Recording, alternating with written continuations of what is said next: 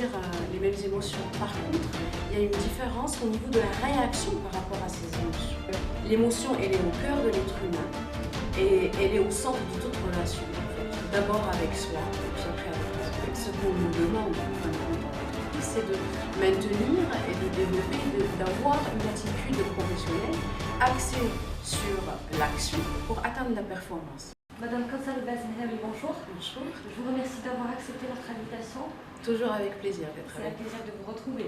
En fait, l'intelligence émotionnelle, un atout dans les relations de travail, constitue aujourd'hui un facteur déterminant de notre réussite professionnelle et personnelle. Exactement. Quelle est votre définition de la notion d'émotion et quel est son rôle? Alors, l'émotion, c'est tout simplement un état affectif vif qui se produit sous l'influence d'un événement. Et qui peut être perturbateur, parce qu'il y a des émotions qui sont positives, il y a d'autres qui sont négatives. Donc on les classe positives ou négatives de par, on va dire, l'impact que ça fait sur nous. Alors, ce qu'il faut savoir sur ces émotions, c'est que nous sentons tous, on va dire, les mêmes émotions. Par contre, il y a une différence au niveau de la réaction par rapport à ces émotions. Donc il y a des personnes qu'on pourrait dire, elles ont des réactions normales. Il y a d'autres, ils ont des réactions exagérées. Il y a d'autres personnes qu'on pourrait dire qu'ils ont un sentiment d'indifférence ou d'insensibilité. Alors, et là, nous parlons des mêmes types de situations. C'est par exemple face à un événement triste tel que par la perte d'emploi, le décès d'un être cher ou tout simplement une appréciation négative de son travail en milieu professionnel ou un ordre d'un supérieur hiérarchique, nous ne réagissons pas de la même manière. Alors d'où vient cette différence? Cette différence, elle vient de nos états d'humeur enfants.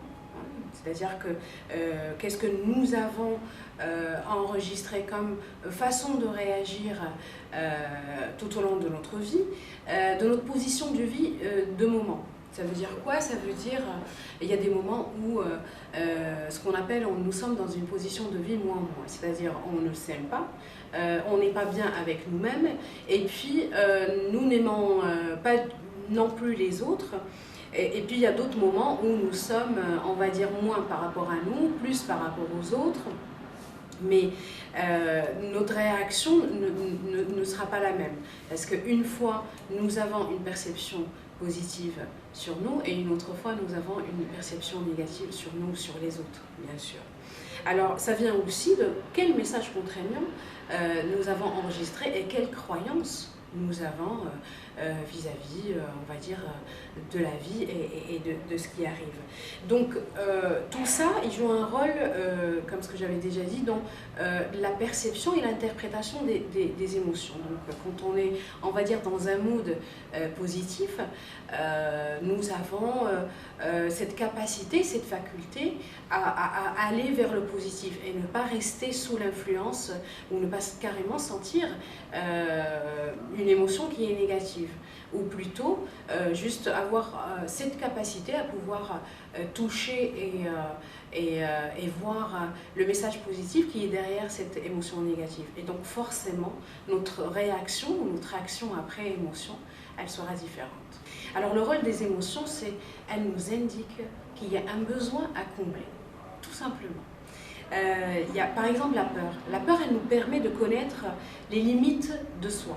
Quand nous avons peur, qu'on nous donne un travail à faire et nous avons peur, ça veut dire que nous devons combler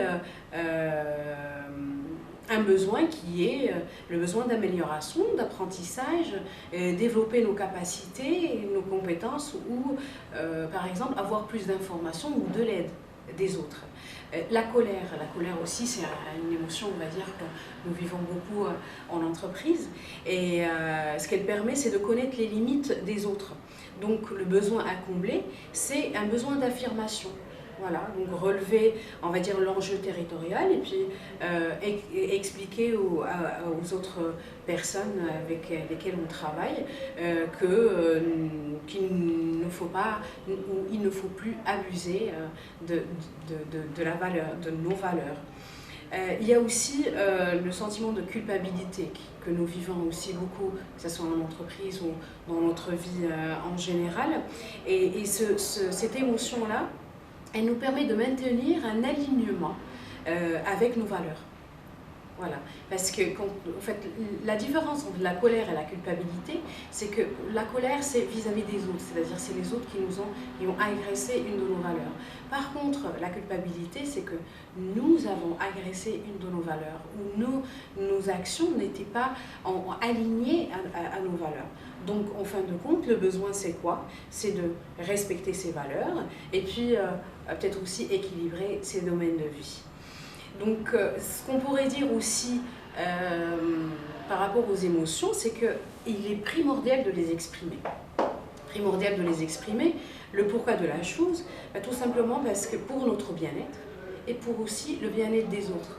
Hein, parce que ce qu'il faut savoir, c'est que nos émotions elles touchent aussi les autres. Sinon, on fait ce qu'on appelle la somatisation. On les somatise.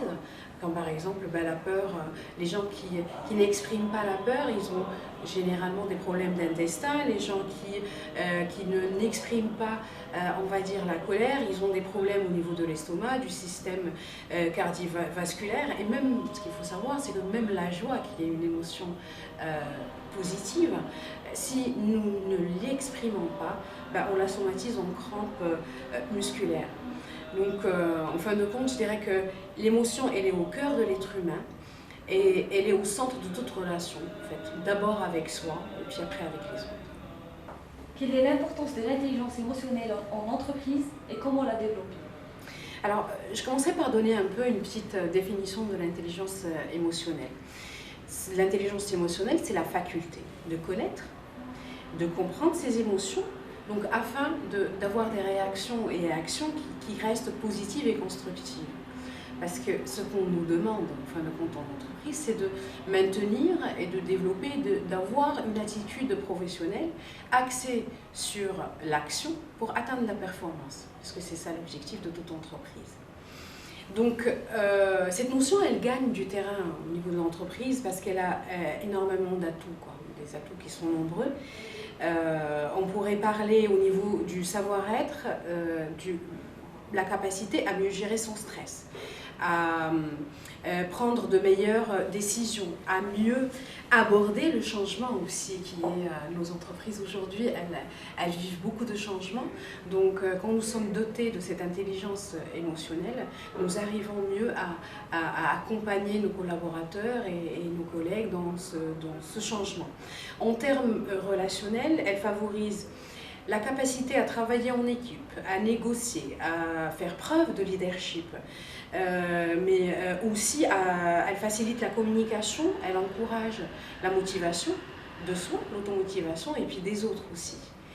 Et puis, un point qui est aussi très très important, c'est développer l'estime de soi et la confiance en soi. Voilà, donc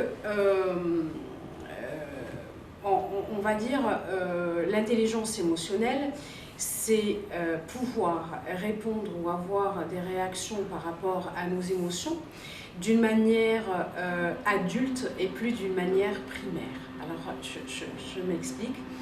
La peur. Quand on réagit à la peur d'une manière primaire, c'est-à-dire on fuit. C'est la fuite pour la peur. C'est la fuite où on est bloqué et on n'arrive plus à avancer. Donc en entreprise, c'est la procrastination ou c'est le refus d'un dossier à traiter. Par contre, si on la traite d'une manière adulte, on va dire, on va chercher plutôt l'assurance, on va chercher la protection, on va demander de l'aide et on va développer des compétences. Donc on est, on va dire, dans le mouvement et dans l'action pour pouvoir avancer. L'accablement. L'accablement, quand on réagit à l'accablement d'une manière primaire, c'est à ce moment-là qu'on passe son temps à se lamenter. D'accord ? Par contre, quand on réagit d'une manière adulte, on revoit notre organisation, on revoit nos priorités, on se focalise sur ce qui va nous apporter, on va dire, plus de performance. La colère, c'est-à-dire quand on réagit à la colère d'une manière primaire, c'est on va devenir agressif, on va accuser les autres, on va les attaquer. Par contre, traiter d'une, on va dire, manière adulte, c'est affirmer ses besoins, s'affirmer, et puis aussi relever l'enjeu territorial. Voilà. Alors, comment développer cette intelligence émotionnelle? C'est développer 3 habilités. La première, c'est la conscience de soi. La conscience de soi qui consiste à savoir percevoir, distinguer, exprimer ses émotions. Ce qui nous amène à la deuxième habilité à développer, qui est la maîtrise de soi. Et la maîtrise de soi, ce n'est pas refouler ses émotions, ou ne pas réagir suite à une émotion, mais c'est plutôt savoir intégrer les informations que nous apportent ces émotions-là, donc, et qui guident nos actions vers la réponse à un besoin, combler un besoin. Et puis la troisième habilité, et qui est l'empathie, qui est la capacité à pouvoir contribuer à réguler les situations émotionnelles et démontrer de bonnes capacités relationnelles. Et là, on est quelque part dans le rapport avec l'autre. Et c'est ce qui nous permet de réussir aussi nos rapports avec nos collègues, notre supérieur hiérarchique, et puis développer des relations professionnelles positives qui nous amènent, on va dire, à la performance.